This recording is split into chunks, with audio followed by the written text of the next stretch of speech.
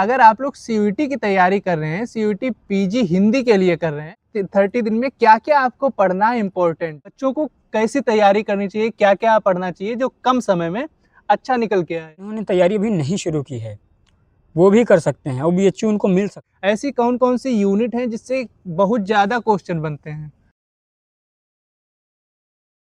तो हेलो दोस्तों, स्वागत है आप सभी का एलयू वाले में। जैसा कि आप लोग जानते हैं कि हमारी श्रृंखला चल रही है कि एंट्रेंस एग्ज़ाम की तैयारी कैसे करें। इसी श्रृंखला में हमारे आज के मेहमान हैं शिवम सावरा जी, जो कि बीएचयू से एमए हिंदी कर रहे हैं। तो इनसे जानते हैं कि अगर आप लोग सीयूईटी की तैयारी कर रहे हैं, सीयूईटी पीजी हिंदी के लिए कर रहे हैं, तो उस तैयारी को, जो कि ज़्यादा दिन नहीं बचे हैं, सिर्फ 1 महीना बचा हुआ है। सबसे पहले आपका बहुत-बहुत स्वागत है हमारे एलयू वाले प्लेटफ़ॉर्म पे। तो आप बताइए कि जो लास्ट के कुछ दिन बचे हुए हैं, तो उसमें बच्चों को कैसी तैयारी करनी चाहिए, क्या-क्या पढ़ना चाहिए जो कम समय में अच्छा निकल के आए? बहुत-बहुत धन्यवाद आपका, बहुत-बहुत स्वागत है आप सभी का। मैं ज़्यादा लंबी बात नहीं बोलूँगा, लेकिन जो बोल रहा हूँ एकदम ठोस बात है कि आज कितनी तारीख हो गई है? 20, शायद 20 अप्रॉक्स है। 20 और 27 को पेपर है, 27 मार्च को हिंदी का। तो यानी कहीं न कहीं 1 महीना और कुछ दिन हैं, यानी 1 महीने से ऊपर है। तो अगर जिन्होंने तैयारी अभी नहीं शुरू की है, वो भी कर सकते हैं और बीएचयू उनको मिल सकता है। ये बात बिल्कुल दिमाग से हटा बहुत दें। से लोग डरते हैं कि सीयूईटी की प्रिपरेशन करनी हाँ, है तो हमें 3-4 महीने नहीं, ही नहीं, चाहिए होते ऐसा हैं। कुछ नहीं है। अगर हिंदी से आप तैयारी कर रहे हैं, तो सबसे अगर बेस्ट मैं बोलूँगा कि अब जो शुरू कर रहे हैं या जो पहले उनका बता दूँ, जो शुरू पहले से 2-3 महीना पढ़े हैं, उनके लिए सबसे बेस्ट इस समय जो है, वो नोट्स जो शॉर्ट्स नोट बना के रखे हैं, उनको डेली रिवाइज़ करना है। उसमें हिंदी साहित्य का इतिहास और काव्यशास्त्र पे पूरा ध्यान देना है।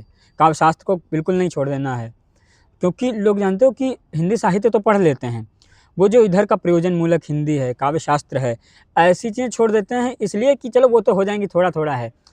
थोड़े वो फँस जाता है, क्योंकि काव्यशास्त्र ठीक है, सरल है, सब कुछ सरल है। दूसरी बात ये कि जो लोग अभी करना चाह रहे हैं कि अभी तक एकदम सो रहे थे, कहने का मतलब, तो वो अगर जगे हैं, तो नई चेतना के साथ बस एक अंदर उठाएँ उल्लास और उस उल्लास में ऐसा करें कि अब वो किताब अगर पढ़ेंगे बहुत टाइम लग जाएगा। हाँ, किताब बहुत पढ़ने का मोटी समय किताब है, नहीं है। शुक्ल जी की हो या दृष्टि की हो या फिर गोविंद पांडे की हो, किसी की भी हो।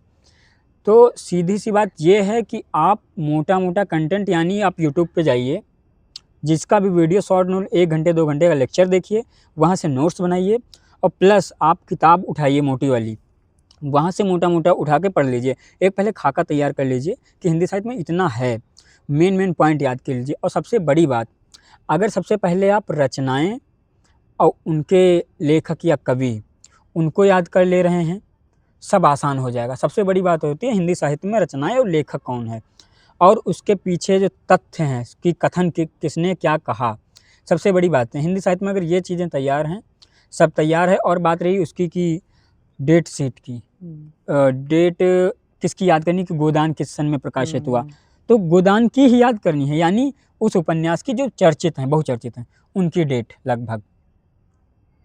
अच्छा, जैसे बताया है कि उसका हिंदी साहित्य का इतिहास देख लें, काव्यशास्त्र देख लें, ऐसी कौन-कौन सी यूनिट हैं जिससे बहुत ज़्यादा क्वेश्चन बनते हैं?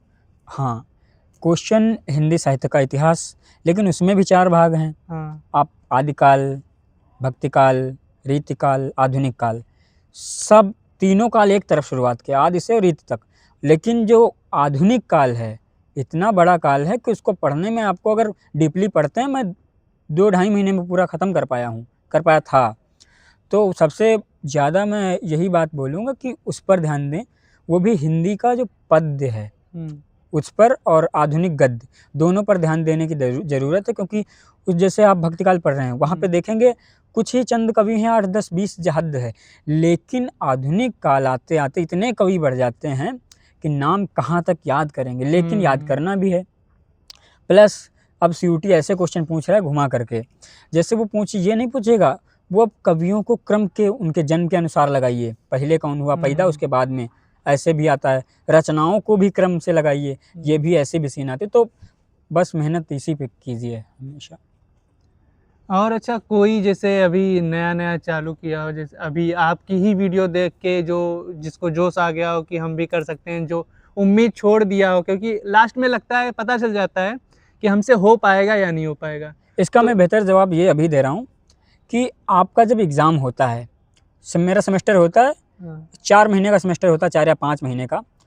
उसमें से मैं 4 महीना में नहीं पढ़ता हूँ, हुँ, मस्ती करता हूँ। हुँ। लेकिन आधा को जब डेट शीट लास्ट निकल में आती है, वो मैं 30 दिन या 20 दिन पढ़ लेता हूँ, बहुत अच्छा पेपर सबसे जाता अच्छी है। तैयारी लास्ट के दिनों में ही होती है। बस ये बात अगर अभी कंठस्थ। तक आप नहीं पढ़े हैं और अभी से चालू करेंगे पढ़ना, हुँ, तो अभी से जितनी ज़्यादा तैयारी करेंगे, वो आपके लिए इम्पोर्टेंट रखती बिल्कुल, है। क्योंकि पहले से जो कर रहा होता है ना, वो हुँ, एकदम फ्लो में होता है, यार मैं तो 3 हाँ, में 4 महीने से कर रहा हूँ यार, हो ही जाएगा। हुँ, लेकिन वो हल्के में ले लेते हैं, हाँ। लेकिन वही बात है कि हल्के में नहीं लेना है।